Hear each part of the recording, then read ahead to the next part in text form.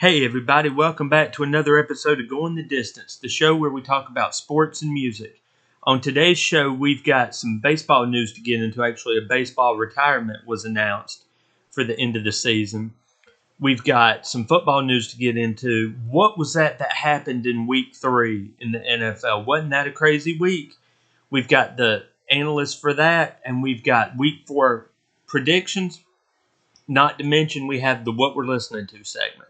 So I want to welcome you guys to the 94th episode of Going the Distance. As always, hit that thumbs up button if you like the video. Hit the subscribe button if you haven't done so already. And hit that notification bell so you never miss an episode. So let's jump right into it. So first, let's talk about some baseball news. And let's talk about LA Dodgers pitcher Clayton Kershaw. He announced after this season he's retiring. He was drafted by the Dodgers in 2008. He's an 11-time All-Star. He was a National League MVP in 2014, 3-time National League Cy Young Award winner, and he was a World Series champion in 2020. He has ties with football because him and Matthew Stafford, the quarterback for the LA Rams, went to high school together. They're both from Texas. So, they say Clayton Kershaw was a big reason why the trade between Detroit and the Rams happened and brought Stafford out to LA, which I think is great because, that trade, even though I wasn't a big fan of the trade to begin with, turned out to be the best thing. I mean, Matthew Stafford went on to the Super Bowl. Jared Goff is doing good, and we'll get into that in a little bit. But back to Clayton Kershaw, he's a left-handed. He bats left-handed, throws left-handed. His win-loss record is 222 wins to 96 losses. The man's good. He's got a 2.4 earned run average, and his strikeouts, he's struck out 3,445 people. Unbelievable. So, you've had a great career, Clayton Kershaw. I hope you can top it off with a World Series win this year. That would be the icing on the cake and a good way to go out. So, congratulations, Clayton. I can't wait to see what you do in retirement. Hopefully, you're an analyst somewhere. That would be great. Okay, moving on to some football news.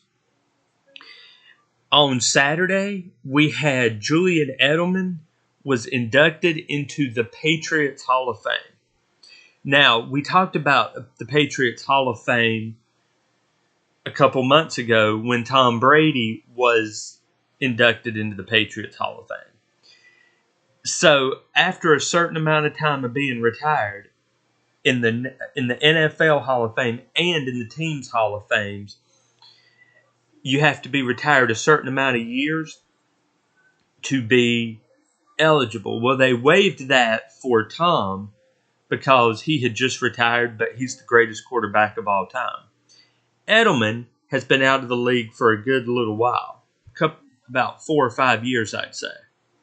So it's time for him to get his Hall of Fame, NFL and Patriots. Well, he got the Patriots Hall of Fame along with Bill Parcells. So they had Vrabel there, of course, the head coach of the Patriots.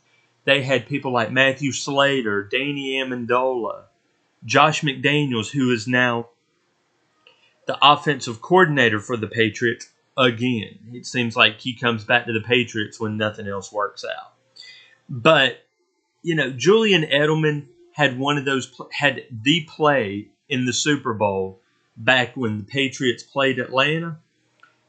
To me, it was the greatest catch of all time. Greatest catch in football history. Super Bowl history, football history. Hands down, greatest catch. He was diagonal. They were in that Super Bowl, I believe it was Super Bowl 51. The Patriots were playing the Falcons. Well, the Patriots were down 28-3 at halftime. Patriots come back to win that Super Bowl. That was their quest for their six Super Bowls. Edelman gets hit, dives into a diagonal, catches the ball, releases, and catches again without the ball hitting the ground. Ended up with the first down. He had Falcons all around him, and he catches that ball. In essence, in the end of that game, the Patriots won in overtime. And Edelman, you were a big part of that, so congratulations to you, Edelman. You were part of the Patriot dynasty. And that will always be it. And I have a lot of respect for the fact that you retired and stayed a Patriot the whole time. Now, I know Tom and Gronk didn't have a choice. I mean, they released Tom, and he still wanted to play, so he went to the Bucs.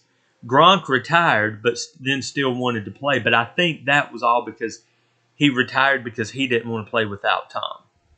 So once Gronk retired, Tom was released from the Patriots, went to Tampa. Tom called Gronk and said, "Hey, I'm down in Tampa. Let's do this." First year there in Tampa, wins the Super Bowl. That's how Tom Brady is the 7-time champ. And Julian Edelman is a big reason for numbers 5 and 6, I believe. Maybe 4, 5, and 6. But anyway, Edelman, well-deserved. Can't wait to see you in the NFL Hall of Fame. And speaking of the NFL Hall of Fame, it was announced today that Drew Brees and Larry Fitzgerald are two of the Hall of Fame candidates for next year.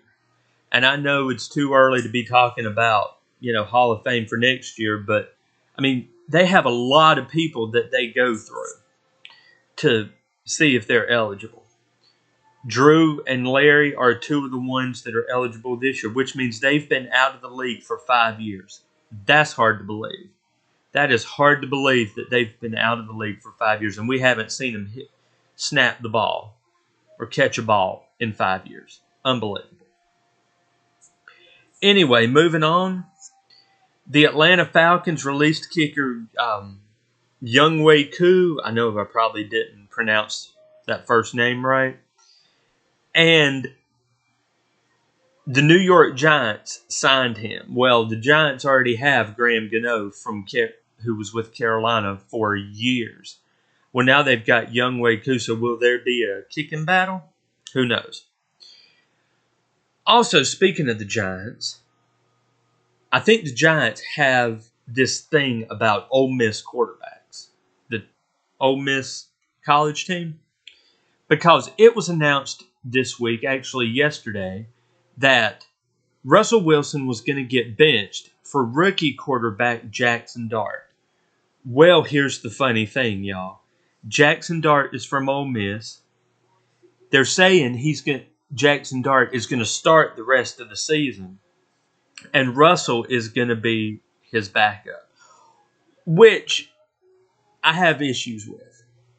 I mean, yeah, Russell isn't doing that good, but you're talking about the Giants here, y'all.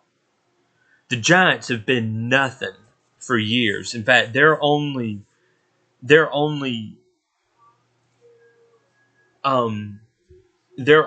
strive in the past, I'd say 15, 20 years, is beating the Patriots twice. Which I don't really believe that all that happened. I think they just wanted to give Eli a ring. So, I mean, Eli wasn't that great. He got out of a lot of tackles and out of a lot of sacks, but he got sacked an awful lot too, and intercepted a lot. And he's got 2 Super Bowl rings thanks to the Patriots. Eli came from Ole Miss. Jackson Dart, they drafted. We'll see how he does. I think he ought to stay seated this season. Stay behind Russell. If you want to bench Russell for a couple games, fine. Put Jameis Winston in there. But don't put a rookie in there. The Giants are doing what Pittsburgh did with Kenny Pickett. They came out, Pittsburgh came out and said, yeah, we're not going to start Kenny Pickett this season, although the Giants never said that because Daybell doesn't know much of anything. But anyway, Pittsburgh came out and said, "Yeah, we're gonna draft Kenny Pickett out of Pitt, but we're not gonna start him this season." And then halfway through the season, they restart him. We're 3 weeks into the season, y'all. This coming up week is week 4, and the Giants are already giving up on Russell Wilson. Russell, you should have never gone to the Giants in the first place and let them just crumble where they are, like they have been, because this is ridiculous. Pittsburgh did it to you, and now the Giants are doing it to you. And yes, you haven't been playing good this season. But again, that's because of the team. That's not because of you. You have that instinct. You have that mindset of a winner. But you went to the Giants, man. Why did you do that? That's what I said when you signed with them. Why did you do that? But it is what it is. And hopefully you can strive somewhere else. If you can't, just go ahead and retire, Russ. You've already had a good career. You beat Peyton Manning in the Super Bowl, which was one of the greatest Super Bowls of all time. It ranks up there probably second for me. It's that New England-Atlanta game and then Seattle-Denver, where Russell just dominated the Denver Broncos. So I'll keep you guys updated on that. But moving on, Nick Bosa, who was with the LA Chargers, tore his ACL during the game on Sunday, and he's out for the season, and that's a big loss for him. And I'm really impressed with the Chargers this season. In fact, a lot of people might even go to say, hey, that's their surprise team this year. But this is what I expected the Chargers from all along. As good as they're doing, and we'll get into that here in a few minutes.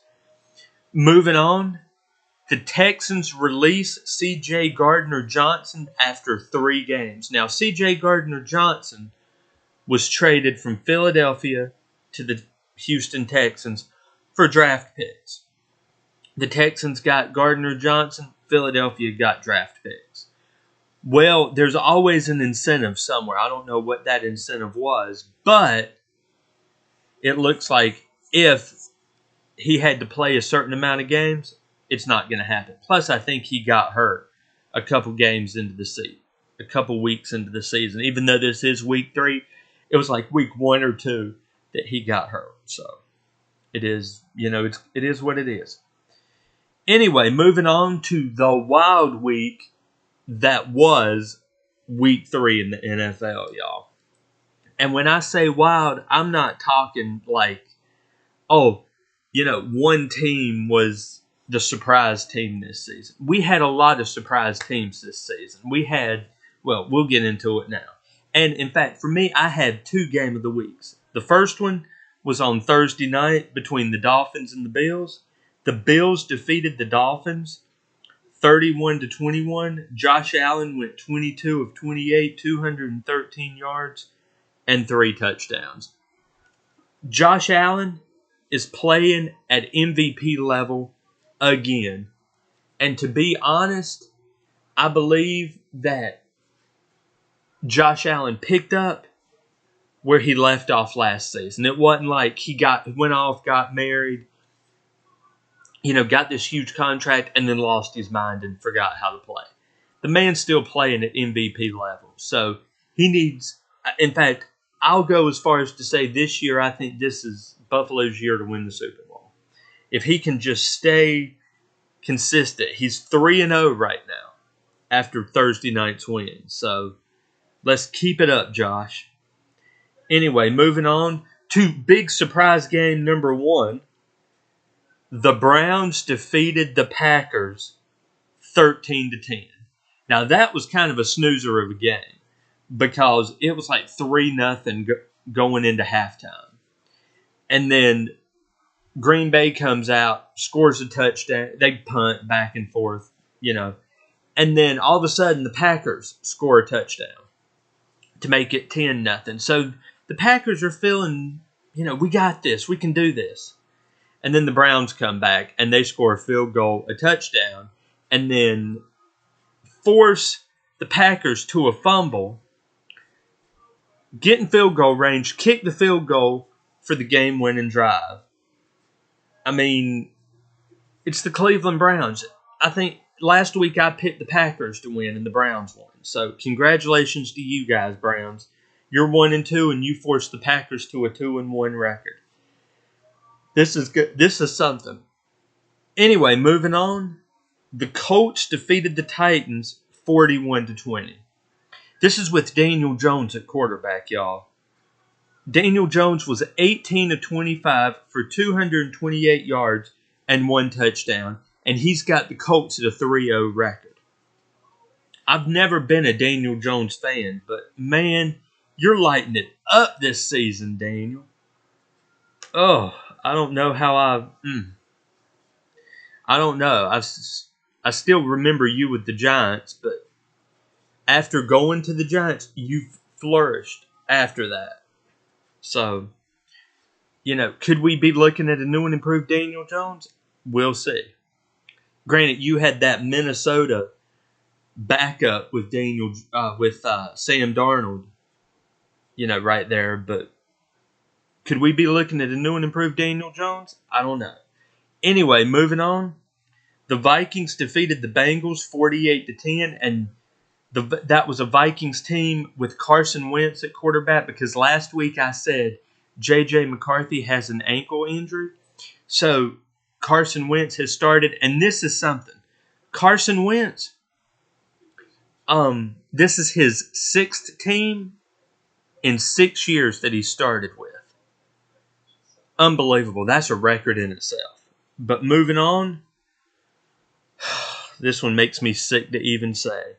The Steelers defeated the Patriots 21-14. How the Steelers did that's beyond me. But you need to work on the mistakes here, Patriots. Drake, you need to play a little bit better and stop making all these real rookie mistakes. But you're talking about the Steelers. So now the Steelers are 2-1 and the Patriots are 1-2. Can't believe it. Anyway, moving on to the next surprise game. The Eagles defeated the Rams 33-26. Now, I picked the Eagles to win this game. Everybody thought the Eagles were going to win this game. However, they didn't run away with it. The last seconds of the game, the Rams got in field goal range. They got set up for the field goal. Field goal was blocked. Eagles run down the field for the 3 points and make it 33-26. Now that kick, had the Rams made that kick, would have tied the game and sent the game to overtime. But with the blocked field goal run in for the touchdown or 3 points, that helped Philadelphia win that game. In another nail biter, moving on, the Buccaneers defeated the Jets 29-27. Now that was a back and forth game. You didn't know the Jets thought they had it.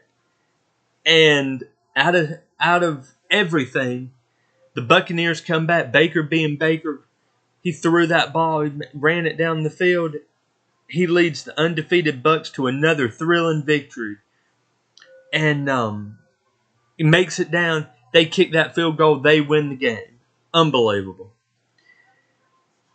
The Redskins or the Commanders defeat the Raiders 41-24. And that's with Marcus Mariota at quarterback for the Commanders. Or the Redskins or the Commanders. Now here's the funny thing. Marcus Mariota used to play for the Raiders. So, it's amazing how everything just comes full circle. To get their first win of the season, Carolina defeated the Falcons. Not just defeated them, shut them out 30-0. Panthers dominate Falcons for first win of the season. Bryce Young ran for a touchdown. And, could this... yeah, the Panthers are 1-2, but, could this win propel them to something else? Not only was it a division win, first win of the season and division win, could this propel them and be what they need for the season? I don't know. But, Falcons, you need to get it together. In a very surprising game, in my opinion, the Jaguars defeated the Texans 17-10 in a division game. So now the Jaguars are 2-1 and the Texans are 0-2. What happened, y'all? What happened? What happened, Houston? Y'all were doing so good. Yeah, you're not playing like y'all have the past 2 seasons under C.J. Stroud and DeMeco Ryans. You're playing like a Cleveland Brown. What happened? Anyway, moving on. The Chargers defeat the Broncos 23-20 and y'all, this is what I'm talking about. This is the Charger team we've been looking for years, since the Chargers went to the playoffs the last time, which has been years ago. Justin Herbert was 28 of 47, 300 yards and 1 touchdown. Again, Denver thought they had that game, and and Justin Herbert marches them down the field, kicks the field goal, and wins the game. In this painful game I'm about to say, moving on, the Seahawks defeat the Saints 44-13. Sam Darnold's 14 of 18, 218 yards, and 2 touchdowns. Y'all, I'm still not convinced with Sam Darnold. He hasn't convinced me he's an elite quarterback, because he's not. I mean, the Seahawks are 2-1 right now. And, yeah, Darnold's putting up numbers like this, but are they going to have the Seahawks do good this season so it doesn't look like a fluke last season for Sam Darnold? Because that's what I'm not convinced, y'all. Anyway, moving on. The Bears defeat the Cowboys 31-14. Unbelievable. The Bears get their first win of the season. So now both teams are 1-2. Caleb Williams ties his career high with 4 touchdown passes. Ben Johnson gets his first win as the Bears head coach as they beat the Cowboys. Caleb Williams was 19-28, 296 yards and 4 touchdowns. In another game that was a nail-biter, the 49ers defeat the Cardinals 16-15. This is with Mac Jones at quarterback. And as I said last week, Mac Jones was the original choice for the 49ers back when he was drafted instead of Trey Lance. But I think Nick Saban got to Bill Belichick and said, you need to hold off on and get Mac Jones in the first round, because the Patriots never drafted in the first round until then. So I think I think there was something going on between the Niners and the Patriots, and that's why Trey Lance was taken by the Niners. Drake May was taken by the Patriots. Well, now we're seeing what Mac has. I'm sorry, I said Drake May. I meant Mac Jones earlier. Anyway, Mac Jones was 27 of 41, 284 yards and 1 touchdown as the 49ers kicked the field goal to win the game. And is anybody really surprised here? The Chiefs defeat the Giants on Sunday Night Football 22-9 to get their first win of the season. And this is the game that Russell Wilson got was Russell's last game before he got benched. Kermit the Frog was 22 of 37, 224 yards and 1 touchdown. And for you guys that don't know, I call Patrick Mahomes Kermit the Frog. Go listen to the man talk. He sounds like Kermit. And then on Monday night, in a second game of the week, so we started the week with the game I thought was going to be the game of the week, and we ended the week with the game of the week. So right now they're tied 1-1 for game of the week this week. We had the Lions defeat the Ravens 38-30. Lamar Jackson was 21 of 27, 288 yards and 3 touchdowns. With that loss on Monday night, The Ravens dropped to 1-2, which is last place in the division. The Lions improved to 2-1, and I couldn't be happier. I'm so happy for the Lions. Y'all deserve this. In fact, I think y'all could, not this year because this is Buffalo's year, but maybe next year you guys can go to the Super Bowl and win because you guys have a Super Bowl winning team. Anyway, moving on to the predictions for Week 4. We're starting the week out on Thursday night with the Seattle Seahawks at the Arizona Cardinals. And as I've said in the past, I'm not picking Sam Darnold and the Seahawks at all unless they're playing, well, even then. If Seattle plays Pittsburgh, I won't pick that game. But on Thursday night this week, to start out Week 4, wow, we've been watching football for a month now.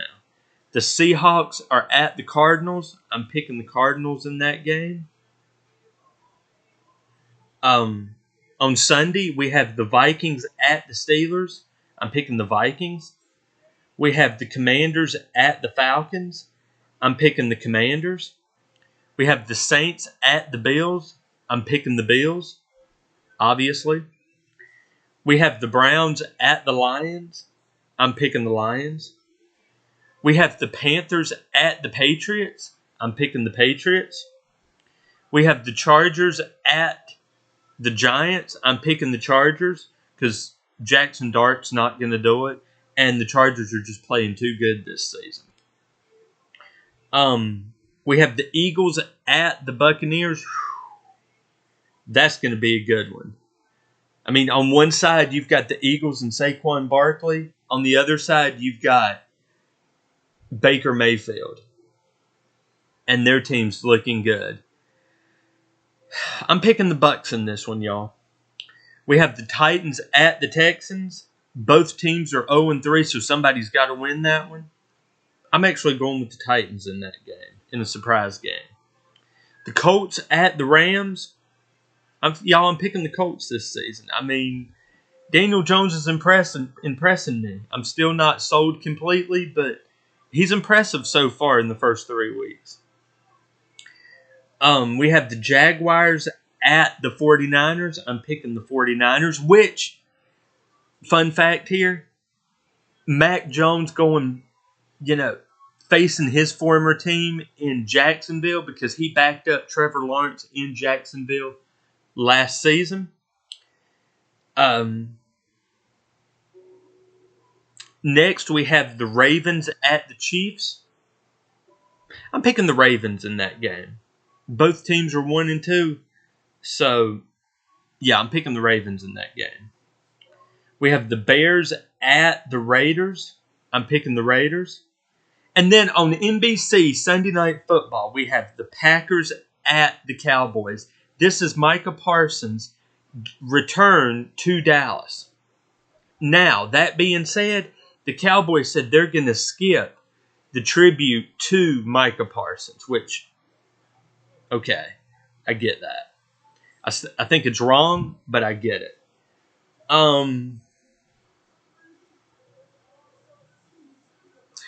I'm actually going to go against the Cowboys, and I'm picking the Packers this season. I want to be wrong.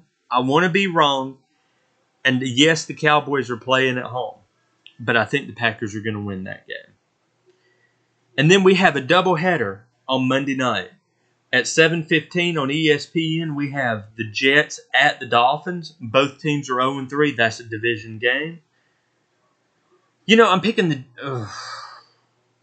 Y'all, this makes me sick to say. I'm picking the Jets in this game. I mean, Tua's just not what he used to be. And then at 8:15 on ABC, we have the Bengals at the Broncos. I'm going to pick the Bengals in that game in a surprise. Okay, moving on to the Who We're Listening To segment. We are listening to POD this week. They're a new metal band, new metal Christian rock. They're from San Diego, California. Go Chargers. They formed in 92. I found out about them in 2001 with their CD Satellite. Their debut album was back in 92, 93 with an album called Snuff the Punk, which I know is a bad name for an album. But they didn't come to prominence really until Satellite. They had one single on, I believe it was their second album, that was called Southtown. But then Satellite came out, and that's where Alive and Youth of a Nation and Boom and all those albums and all those songs came out. So it was their third album. The Fundamental Elements of Southtown is where people really started hearing them. But then Satellite in 2001 is when they really took hold. And that's when I became a fan, in 2001. When I heard Alive and Youth of a Nation for the first time, I was like, yes, this is going to be good. They've had 21 singles, 26 music videos, one compilation album, 3 live albums. Their new album is called Virtuous, which was last year. They released it last year. My favorite album is Satellite. So they've released an anniversary edition to Satellite for, I believe, 25 years. And there's an expanded edition with a dual disc and all that. So go check out POD. They're definitely one of my favorite groups. So what song we're listening to, actually what album we're going to listen to, let's listen to the Satellite album this week. And let's listen to the new album, Virtuous, and see how y'all like it. And as always, drop in the comments who you guys are listening to, who you guys like, what genre you're listening to, who are y'all's favorite bands and artists. I love hearing new bands and new artists. In fact, side note here, POD's actually touring with Seether right now. So, check it. Just a little side note there. But as always, thank you guys for joining me. Hope you guys have a great rest of the week, a great weekend, and we will be back next week. God bless.